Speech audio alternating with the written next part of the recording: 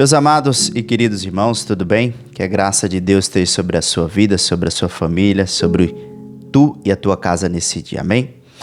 Queridos, no dia de ontem nós tivemos o pronunciamento do pastor Paulo Júnior e hoje eu queria tecer alguns comentários e alguns pontos que me chamaram a atenção na vida do pastor Paulo Júnior, né? O pastor Paulo Júnior é um homem que sempre foi uma referência para nós, pastores, né?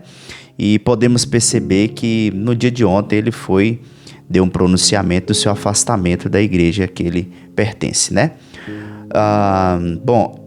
Muitos de nós ficamos assim um pouco perplexos com o pronunciamento dele. Por quê? Primeiro porque ele veio a público, né, confessar o seu pecado. Interessante é que percebemos, irmãos, que o pastor Paulo Júnior, ele simplesmente confessou o seu pecado, confessou a sua culpa. E o mais interessante de tudo é que nós percebemos que nós só julgamos quando um pastor deve ser afastado quando ele comete aqueles pecados que para nós é grotescos, né?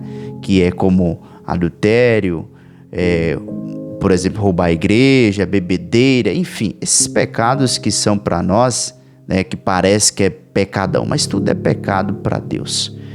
Mas o que nós percebemos ali é que o pastor Paulo Júnior, ele veio confessar o seu pecado. E isso não é fácil. Ele reconhecer o seu pecado. O interessante é que ele, que tanto denunciou o pecado da nação, né, das igrejas, enfim, denunciou o pecado de tanta gente, agora ele tinha que lidar com o seu próprio pecado. E isso não é fácil de lidar com o seu próprio pecado. Isso me faz lembrar que ele não agiu como Saul, que ficou tentando dar um jeito no seu pecado, ficar de bem com o povo, com toda aquela gente, né? Mas pelo contrário, ele agiu como Davi. Ele confessou o seu pecado e não diz mas por causa disso, mas por causa... Não. Ele assumiu o seu pecado. Interessante é que ele disse que o conselho, né, tentou corrigi-lo por várias vezes e ele resistiu até que ele caiu em si. Isso nos faz lembrar e devemos pensar como é perigoso para nós pastores também. Porque isso pode acontecer com a gente. Isso pode. Né?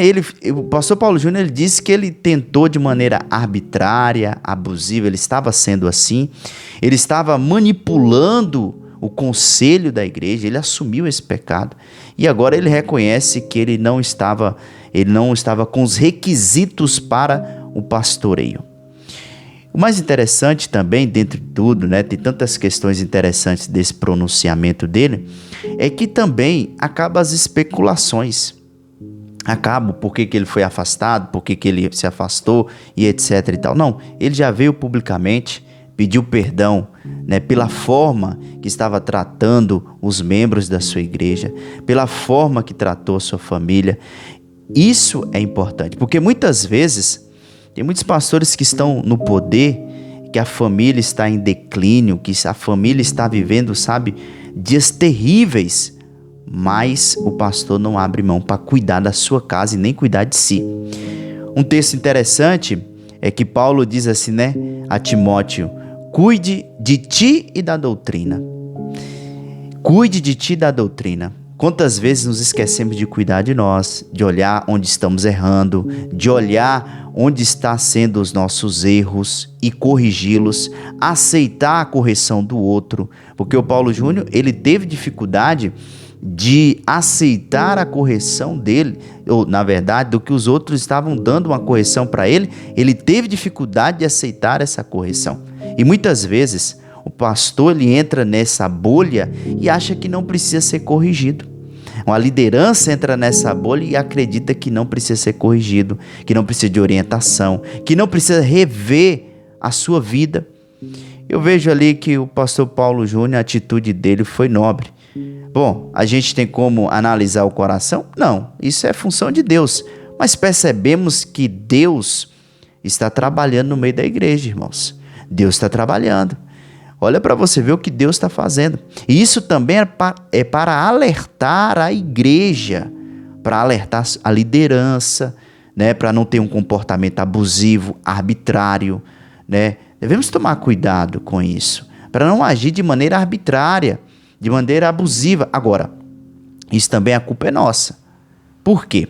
Eu li um livro uma certa vez, que é um livro chamado Feridos no Nome de Deus. Eu vou deixar esse livro aqui, Feridos no Nome de Deus. Ela diz uma coisa bem interessante neste livro.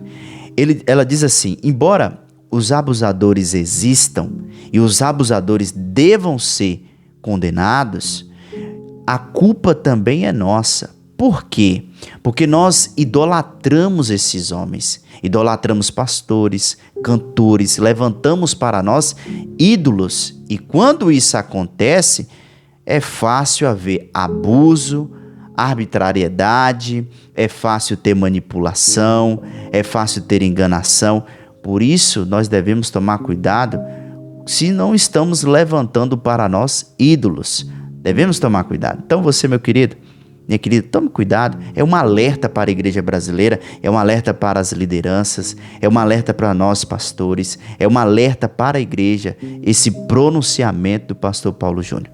E cessa ali todo tipo de falatório, porque ele próprio já assumiu o seu pecado e agora ele decidiu cuidar de si, da sua família.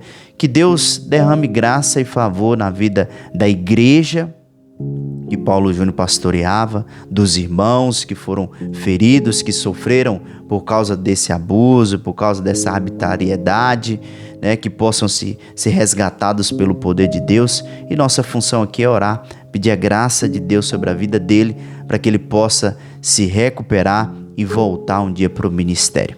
Isso aí é um alerta para nós, como filhos de Deus, como liderança, como pastores, que devemos tomar cuidado, que nós não estamos isentos de pecados. Não estamos isentos.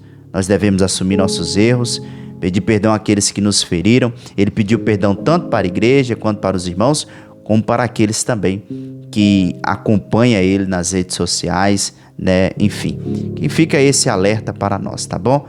Deus te abençoe e nos vemos nos nossos próximos vídeos. Até mais.